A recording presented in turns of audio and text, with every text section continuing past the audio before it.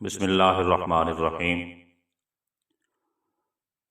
وآتوا النساء صدقاتهن نحلة فإن طبن لكم عن شيء منه نفسا فكلوه هنيئا مريئا صدق اللہ العظیم۔ برادران اسلام، آج کی ہماری گفتگو کا موضوع ہے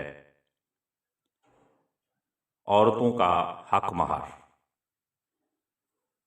حق مہر کی مقدار کتنی ہے، اور سید الانبیاء صلی اللہ تعالیٰ علیہ وآلہ وسلم کی عادت طیبہ سب سے کم اور سب سے زیادہ حق مہر میں کتنی رہی، اور یہ بھی ہم بتائیں گے کہ جو شخص حق مہر مقرر تو کرتا ہے لیکن اپنی بیوی کو وہ ادا نہیں کرتا، اس کے بارے میں آپ صلی اللہ علیہ وسلم نے کیا وعید سنائی ہے۔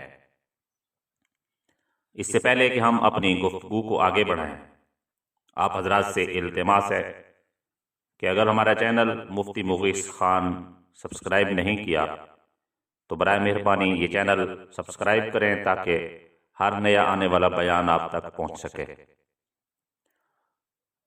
تو سامعین، چلتے ہیں اپنی گفتگو کی طرف۔ قرآن پاک میں سورۃ النساء آیت نمبر 4 اللہ رب العزت کا فرمان عالی شان ہے وَآتُوا النِّسَاءَ صَدُقَاتِهِنَّ نِحْلَةً فَإِن طِبْنَ لَكُمْ عَن شَيْءٍ مِّنْهُ نَفْسًا فَكُلُوهُ هَنِيئًا مَرِيئًا۔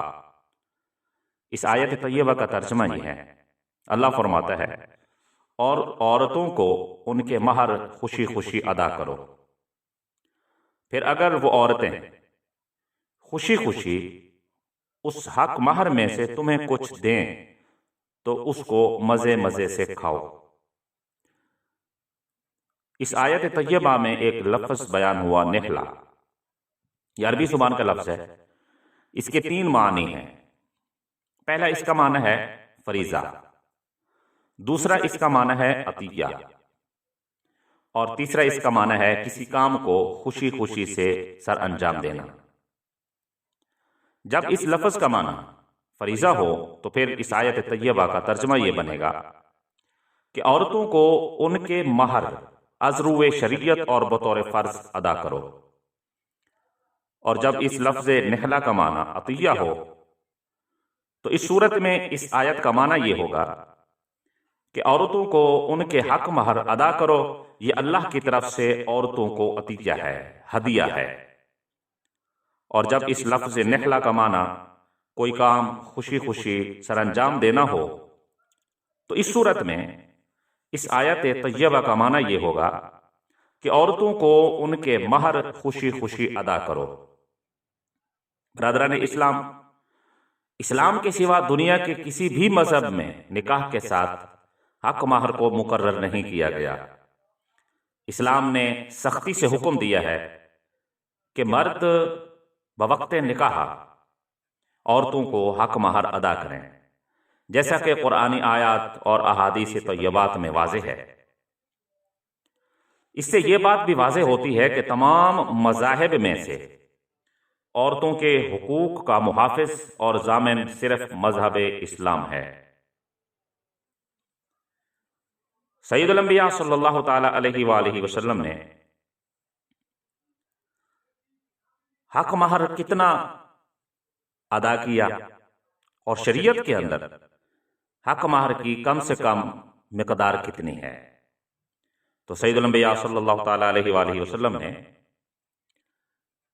کم سے کم 10 درہم حق مہر ادا کیا، اور شریعت کے اندر بھی کم سے کم 10 درہم کی مقدار حق مہر مقرر کیا جائے، اس سے کم نہیں۔ 10 درہم حق مہر فرض ہے، اور زیادہ سے زیادہ جو سید الانبیاء صلی اللہ علیہ وسلم نے ادا کیا وہ 500 درہم ہے۔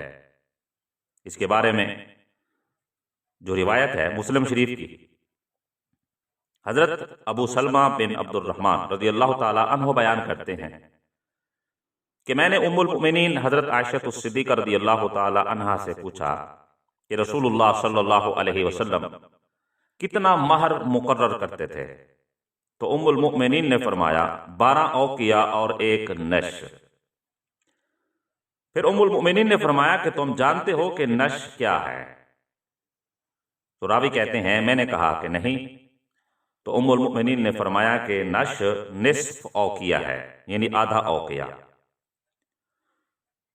اس اعتبار سے ایک اوقیہ 40 درہم کا اور نش 20 درہم کا، تو یہ کل ملا کر 500 درہم ہو گئے۔ یہ رسول اللہ صلی اللہ علیہ وسلم کی ازواج کا مہر ہوتا تھا، اور سید الانبیاء صلی اللہ تعالی علیہ وآلہ وسلم نے اس سے زیادہ حق مہر ادا نہیں کیا۔ ہاں، ایک روایت ایسی ہے کہ حضرت ام حبیبہ رضی اللہ تعالی عنہا کا سید الانبیاء صلی اللہ علیہ وسلم سے نکاح ہوا تو ان کا حق مہر 4000 درہم مقرر ہوا۔ اور یہ آپ کو واضح رہے کہ یہ 4000 درہم ام حبیبہ کا حق مہر آپ صلی اللہ علیہ وسلم نے مقرر نہیں فرمایا، یہ حق مہر شاہ حبشہ حضرت نجاشی رضی اللہ تعالی عنہ نے مقرر فرمایا تھا۔ ہوا اس طرح کہ سنن ابو داؤد کی روایت ہے، حضرت ام حبیبہ بنت ابی سفیان رضی اللہ تعالی عنہما بیان کرتی ہیں کہ وہ پہلے عبید اللہ بن جہش رضی اللہ تعالی عنہ کے نکاح میں تھیں، تو ان کے شوہر حبشہ میں فوت ہو گئے۔ پھر شاہ حبشہ حضرت نجاشی رضی اللہ تعالی عنہ نے حضرت ام حبیبہ کا نکاح نبی کریم خاتم النبیین صلی اللہ علیہ وآلہ وسلم کے وکیل کی حیثیت سے آپ صلی اللہ علیہ وسلم کے ساتھ ان کا نکاح کروا دیا، اور حضرت ام حبیبہ رضی اللہ تعالی عنہ کا حق مہر شاہ نجاشی نے 4000 درہم مقرر کیا، اور حضرت ام المؤمنین حضرت ام حبیبہ رضی اللہ تعالی عنہ کو حضرت شرجیل بن حسنہ رضی اللہ تعالی عنہ کے ساتھ مدینہ الرسول سید الانبیاء صلی اللہ علیہ وسلم کی طرف روانہ فرمایا۔ یہ ابو داؤد شریف کی حدیث ہے۔ اب اس حدیث طیبہ سے یہ معلوم ہوا کہ حضرت ام حبیبہ رضی اللہ تعالی عنہ کا حق مہر 4000 درہم تھا، اور یہ 4000 درہم سید الانبیاء صلی اللہ علیہ وسلم نے مقرر نہیں فرمایا، بلکہ یہ شاہ نجاشی حضرت نجاشی رضی اللہ تعالی عنہ نے مقرر کیا تھا۔ تو وہ بات اپنی جگہ پہ برقرار ہے کہ آپ صلی اللہ علیہ وسلم نے زیادہ سے زیادہ حق مہر 500 درہم مقرر فرمایا، اس سے زیادہ نہیں۔ اور حق مہر سامان کے عوض بھی مقرر ہو سکتا ہے، یعنی کرنسی کے اعتبار سے حق مہر نہ ہو، گھر کا کوئی سامان اس عورت کو دے دیا جائے اور کہا جائے کہ یہ حق مہر ہے، اس کے بدلے میں آپ سے نکاح ہوتا ہے، تو یہ شرعاً جائز ہے۔ ام المؤمنین حضرت عائشہ الصدیقہ رضی اللہ تعالی عنہ بیان کرتی ہیں کہ نبی کریم صلی اللہ علیہ وسلم نے مجھ سے گھر کے سامان کے عوض میں نکاح کیا، اور اس سامان کی مالیت 40 درہم تھی۔ اور اسی طرح مسند ابو یعلا کی روایت ہے، جس کے راوی حضرت انس رضی اللہ تعالی عنہ ہیں، وہ بیان کرتے ہیں کہ نبی کریم صلی اللہ علیہ وسلم نے حضرت ام سلمہ رضی اللہ تعالی عنہا سے گھر کے سامان پر نکاح کیا، یعنی گھر کے سامان کے عوض میں نکاح کیا، اس سامان کو حق مہر مقرر فرمایا۔ حضرت انس فرماتے ہیں کہ اس سامان کی مالیت 10 درہم تھی۔ اب ان دو روایتوں سے معلوم ہوا کہ ایسا سامان کہ جس کی مالیت 10 درہم یا اس سے زیادہ ہو، اس کے عوض بھی نکاح جائز ہے، اور یہ سامان جائیداد، زمین، سونا چاندی وغیرہ حق مہر بننے کی صلاحیت رکھتے ہیں۔ اور سید الانبیاء صلی اللہ تعالی علیہ وآلہ وسلم نے زیادہ سے زیادہ جو حق مہر 500 درہم مقرر فرمایا، اس کے بارے میں روایت ہے۔ امام ترمذی علیہ الرحمہ روایت کرتے ہیں کہ حضرت عمر بن خطاب رضی اللہ تعالی عنہما نے فرمایا کہ اے لوگو سنو، عورتوں کا مہر مقرر کرنے میں غلو نہ کرو، یعنی حد سے زیادہ نہ بڑھو، کیونکہ اس دنیا میں اگر حق مہر کو زیادہ کرنے کے اندر کوئی عزت ہوتی، یا اللہ رب العزت کے نزدیک حق مہر کو زیادہ کرنے میں تقوی ہوتا، تو رسول اللہ صلی اللہ علیہ وآلہ وسلم زیادہ لائق تھے کہ آپ حق مہر میں غلو کرتے، یعنی بہت زیادہ بیان کرتے، یا بہت زیادہ ادا کرتے، یا بہت زیادہ حکم کرتے۔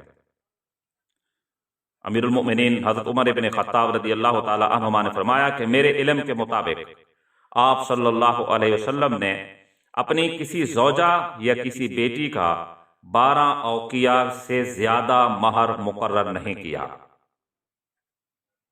और यही रही ये बात कि हज़रत उम्मे हबीबा का हक महर 4000 था। तो इन दोनों हदीसों में कोई तारुज़ नहीं है, क्योंकि हज़रत उम्मे हबीबा रज़ी अल्लाह ताला अन्हा का हक महर सय्यदुल अंबिया सल्लल्लाहु अलैहि वसल्लम ने मुकर्रर नहीं फरमाया, बल्कि वो शाह नजाशी ने मुकर्रर किया था। उम्मुल मोमिनीन हज़रत आयशा सिद्दीक़ा रज़ी अल्लाह ताला अन्हा की रिवायत में है कि 12 औकिया और 1 नश यानी 500 दरहम, और हज़रत उमर इब्न खत्ताब रज़ी अल्लाह ताला अन्हु की रिवायत में है 12 औकिया यानी 480 दरहम।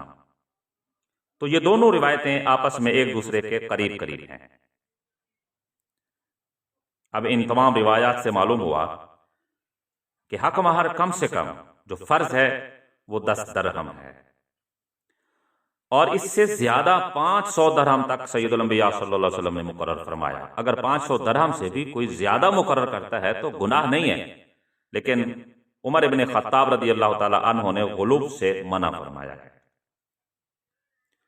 और जो मुसलमान औरतों से निकाह कर लेते हैं और बवक्त निकाह हक महर मुकर्रर कर देते हैं और मुकर्रर करने में गुलूब करते हैं, बहुत ज्यादा हक महर उसमें तहरीर में लिख दिया जाता है, स्टाम्प में या निकाह फॉर्म पे लिख दिया जाता है,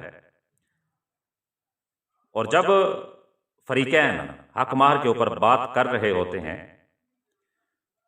तो उस वक्त लड़के वाले उमूमन ये कह देते हैं एक दूसरे से मशवरा करके, चलो लिख देते हैं, देना तो है नहीं, तो बहुत ज्यादा लिख दिया और फिर ना दिया। इसके बारे में सय्यदुल अंबिया सल्लल्लाहु अलैहि वसल्लम ने बहुत सख्त वईद फरमाई है। चुनाचे मुस्नद अहमद की रिवायत है,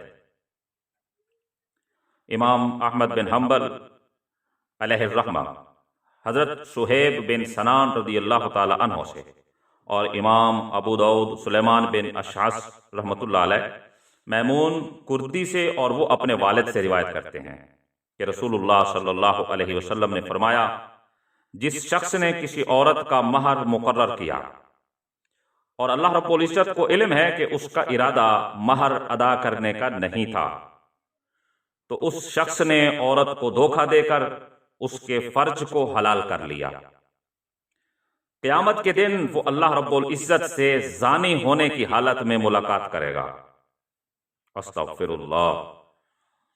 और जिस शख्स ने किसी शख्स से कर्ज लिया और अल्लाह को इल्म है कि उसका इरादा उस कर्ज को वापस करने का नहीं था, बखुदा उसने उस शख्स को धोखा दिया और बातिल के एवज उसके माल को हलाल कर लिया, वो क़यामत के दिन अल्लाह से चोर होने की हालत में मुलाकात करेगा। तो मुअज़्ज़िज़ सामीन, इस हदीस तय्यबा में सय्यदुल अंबिया सल्लल्लाहु अलैहि वसल्लम ने बहुत सख्त वईद बयान फरमाई है उस शख्स के लिए कि जो बवक्त निकाह औरत के लिए हक महर को मुकर्रर तो कर देता है लेकिन बाद में अदा नहीं करता।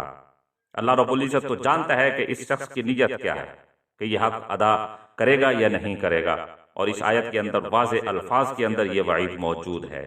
अल्लाह रब्बुल इज्जत अमल की तौफीक अता फरमाए। वमा अलैहि इल्लल बलाग।